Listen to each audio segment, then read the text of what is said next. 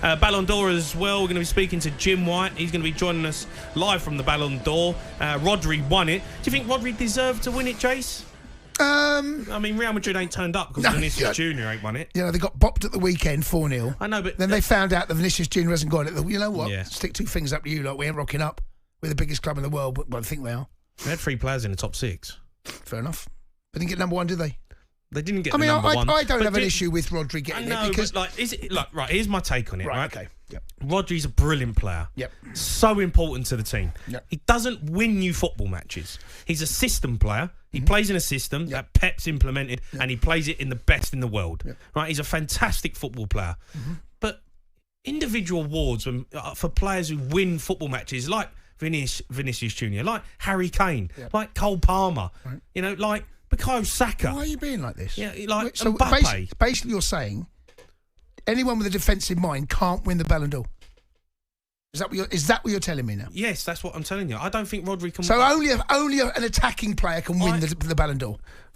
I don't think a player who plays in a system, as much as I love Rodri and he's the best in the world at what he does, I don't think that player wins it. You just said he's the best in the world at what he does, right? And but that doesn't make you the best player in the world. Well, look, does it ever? I mean, Modric won it one year. He wasn't the best player in the world. No, but Modric was unbelievable. He was getting assists and but scoring goals. But you don't mind that? Well, I played with Lucas, so I got a bit of a soft spot. A little bit, okay. But, right. you know, you got Vinicius Junior doing what he's done. Mate, Joe, I'd have a problem with it. I mean, you know, congratulations to him. Feels a bit harsh. No, look, congratulations to him. No skin off my nose. But let's head over to Paris and speak to talkSPORT's Jim White. All right, Jim. All right, Jim. Hi, guys. How are we? Yeah, you all right? Yeah, we're good, Jim. You've been to the Ballon d'Or. Talk me through the atmosphere. No Real Madrid. No, it caused quite a talking point, actually, here, Jamie. I was talking to some of the Spanish media who were saying that Real Madrid's noses are out of joint because they felt either Vinicius Junior or Dani Carvajal should have taken the Ballon d'Or award tonight.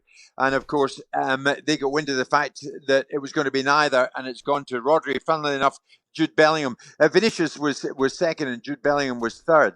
But Rodri got the main award. But, I mean, having said all that, they didn't come over. They were expected to come over. They didn't come over. Even Ancelotti, who won the manager award, didn't come over. He won the manager award. But you got to think that a lot maybe has to do with the recent El Clasico result, because that got many mentions tonight in the theatre here in Paris. Yeah, and how was Rodri? I saw him coming in on his crutches. I mean, what an achievement for him personally. Did you get a chance to catch up with him? Yeah, he was moving about a bit gingerly, as you might imagine, Jace, at the end there. And the organisers, I've got to say, I mean, my God, getting anything at this award is an achievement because the security is unbelievable. When you make a move to try and go towards one of the great and the good from the world of football, you are descended upon. But yeah, as you rightly say, Rodri was in his crutches. What I did do was leave. I kind of timed my exit at the same time as Harry Kane and his brother Charlie and Dad Pat. So we've got, for tomorrow morning, we've got a decent chat with Harry Kane, and one of the men who took him to Bayern Munich, the great Karl-Heinz Rummenigge, who tells us just how pleased they are with the acquisition of Kane. And Harry Kane tonight was joint winner along with Kylian Mbappe of the Gerd Müller award, you know, for goal scoring, prolific goal scoring.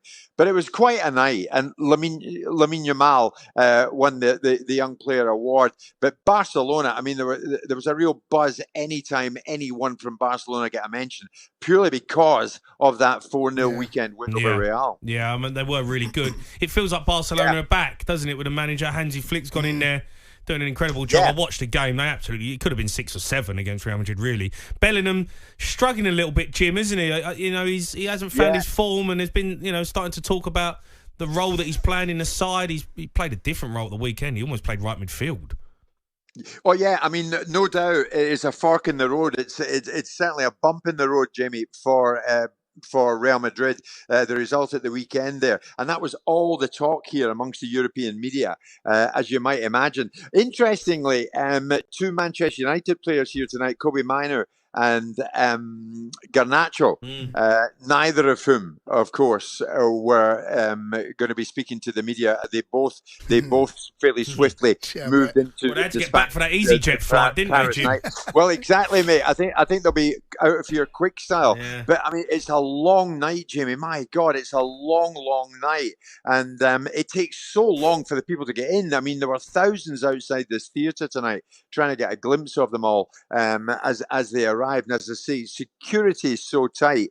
But yeah, not bad. It was quite a story about the Real Madrid party staying away, not showing up. But the ones that did, obviously, we're speaking to, like Harry Kane and like Rummenigge of Bayern. Jim, I've just seen the statement from Real Madrid saying that it's clear that the Ballon d'Or does not respect Real Madrid, and if Real Madrid is not respected, they're not going to respect it.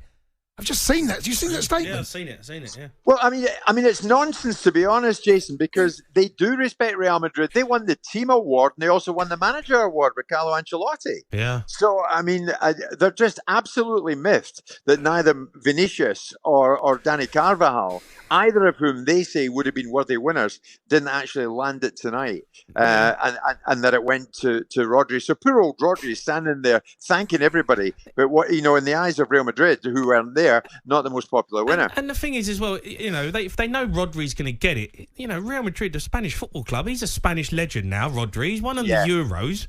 It's kind of a kick in the teeth for him, isn't it?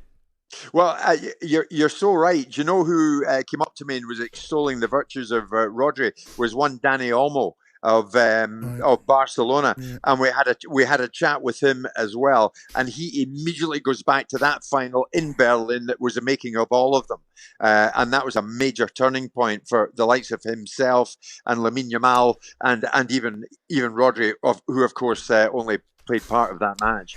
The Sports Bar with Jamie O'Hara and Jason Cundy. Monday to Thursday nights from 10 on AM, on DAB, via the talkSPORT app and on your smart speaker. talkSPORT.